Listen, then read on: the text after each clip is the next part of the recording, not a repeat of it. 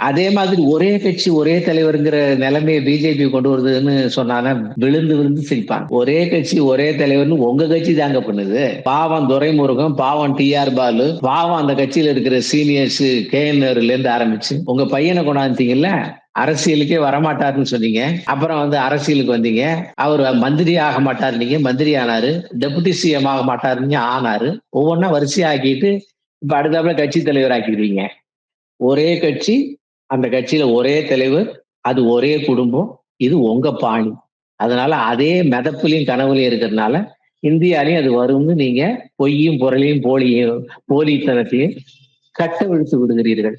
மக்கள் நம்ப மாட்டார்கள். சிறுபான்மை மக்களின் பாதுகாவலன், சிறுபான்மை மக்களுக்கு பாஜக செய்திருக்கிற சாதனைகளை நீங்க பட்டியலிடுவோமா? சிறுபான்மை மக்களுக்கு கடந்த 60 ஆண்டு காலங்கள்ல காங்கிரஸ் ஆட்சியில செய்யாத அத்தனை நன்மைகளையும் பிஜேபி செஞ்சிருக்கு. நான் வெறும் ஸ்டேட்மெண்ட் விடலைங்க. என்ன கேள்வி கேட்கலாங்க நீங்க.